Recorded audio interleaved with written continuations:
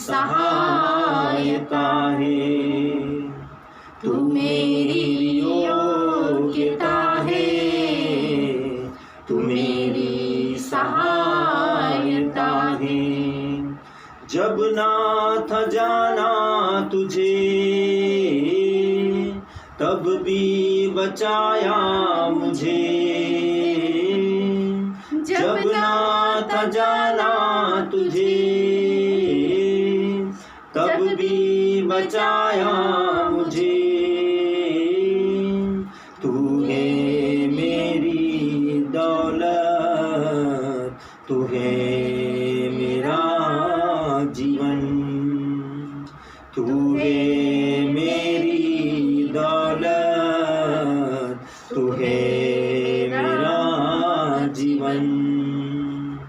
तुझसे मैं उत्साहित हूँ, तेरे लिए ही जीवित हूँ। यीशु से उत्साहित हूँ, यीशु के लिए जीवित हूँ। यीशु है मेरी दौलत, यीशु मेरा जीवन। यीशु है मेरी दौलत, यीशु मेरा जीवन। तुझसे क्या मांगू यीशु, तूने सब कुछ दिया।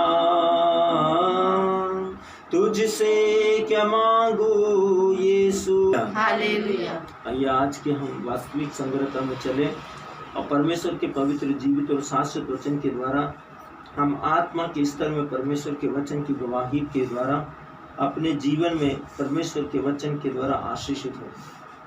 आज का हमारा प्रार्थना का जो आरंभिक वचन है वह है हमेशा बुद्धि को बोलो। अब हमेशा बुद्धि को बोलो, ये एक ऐसा सेंटेंस है, एक ऐसा वाक्य है कि हम सर्वसाधारण बुद्धि में इसको समझ नहीं सकते, लेकिन वास्तविकता में जब हम परमेश्वर के आत्मा से प्रकाशित होते हैं, पवित्र आत्मा से मार्गदर्शित होते हैं, तब हम समझ पाएंगे। हमेशा मतलब फॉरएवर, सब समय। बुद्धि मतलब ज्ञान को बोलो, मतलब उसको अपने मुंह से बोलते रहना है। अब परमेश्वर के ज्ञान को, परमेश्वर की बुद्धि को कैसे बोलना है, इसके विषय में कैसे जानें। तो ये सारी चीज़ें जो है आज का हमारा आरंभिक वचन हमको एक दृष्टिकोण देता है सोचने के लिए, अपने विश्व में, अपने स्तर में, अपने क्षेत्र में, अपने विश्वासी और आत्मिक और आध्यात्मिक जीवन में, आत्मा के स्तर में, महिमा के लेवल में आगे बढ़ने के लिए। आप महिमा के लेवल में आगे कैसे बढ़ सकते हैं?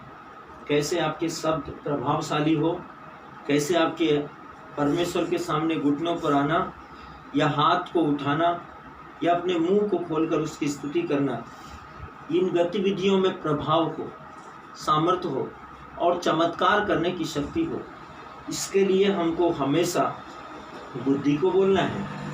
यदि हम बुद्धि को बोलते हैं तो हमको पता होना चाहिए कि कौन सी बुद्धि को बोलना है। तो परमेश्वर आज का वास्तविक संग्रह के द्वारा आपको और मुझको ये सुस्पष्ट करता है कि हमको कौन सी बुद्धि को बोलना है, जिससे हमारे जीवन में दुष्टता के अग्नि में बाणों को बुझाने के लिए हम व्यक्तिगत रीति से सक्षम हो जाए। आइए हम परमेश्वर के वचन में चले। पहला कुरिन्थी अध्याय 2 वचन 12 और 13 वचन कहता है, परंतु हमने संसार की आत्मा नहीं, परंतु वह आत्मा पाया है जो परमेश्वर की ओर से है, कि हम उन बातों को जाने जो परमेश्वर ने हमें दी है। जिन बातों को हम मनुष्य के ज्ञान की सिखाई हुई बातों में नहीं, परंतु आत्मा की सिखाई हुई बातों में, आत्मिक बातों से मिलाकर बोलते भी हैं। आज का हमारा ये परमेश्वर का पवित्र वचन पहला कुरिन्थी अध्याय 2 वचन 12 और 13 सुस्पष्ट करता है, साफ साफ बताता है। वो कहता है कि हमको संसार का आत्मा नहीं है।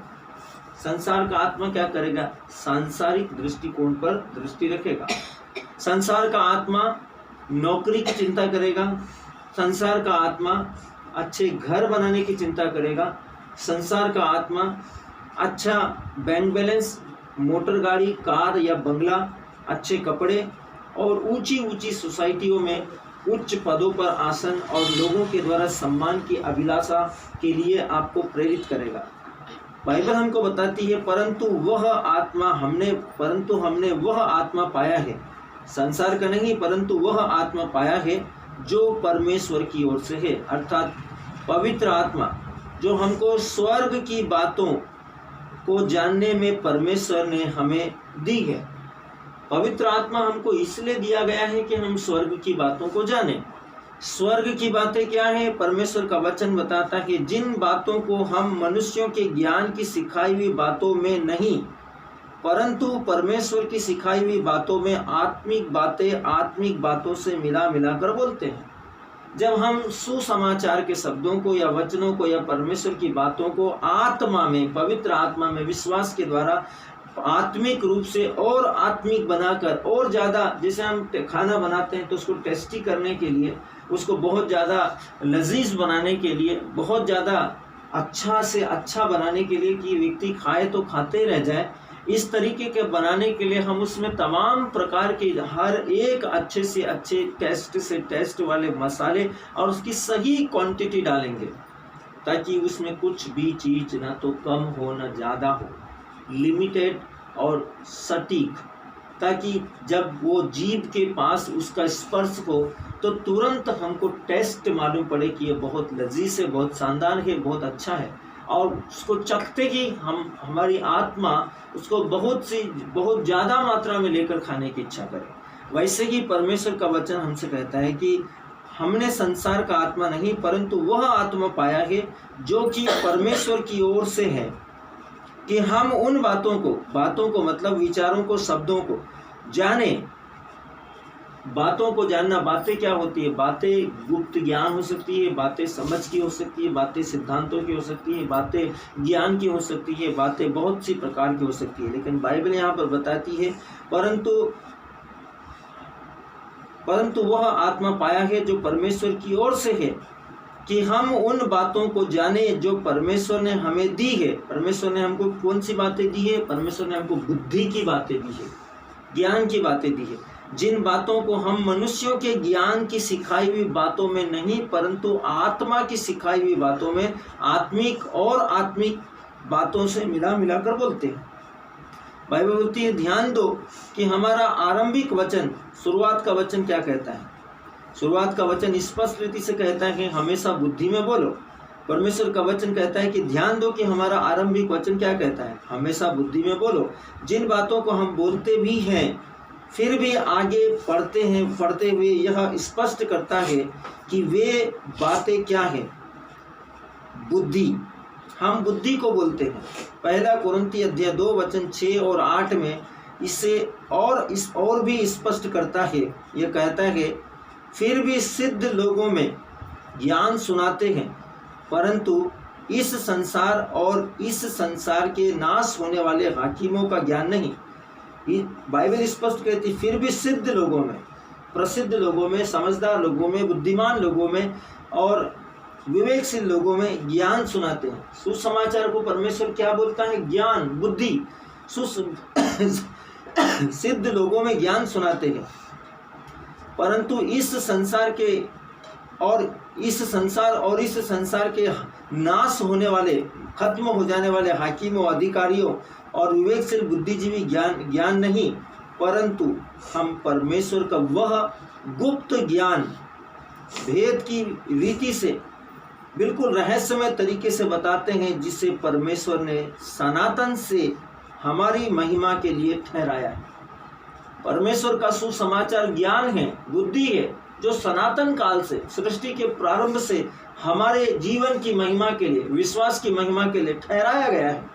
इसलिए बाइबल कहती है कि तुम मेरी दृष्टि में मूल्यवान हो, महत्व रखते हो।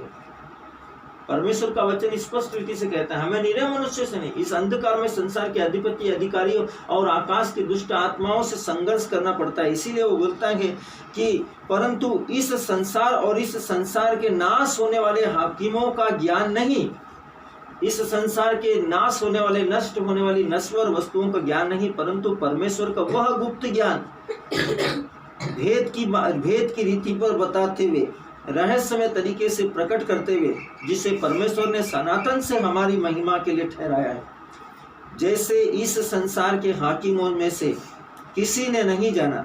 परमेश्वर बोलता है इस संसार के हाकिमों मतलब ज्ञानियों, महात्माओं, फरीसी और शास्त्री जैसे परमेश्वर के वचनों के शास्त्रों के ज्ञाता लोगों ने कभी नहीं जान पाया।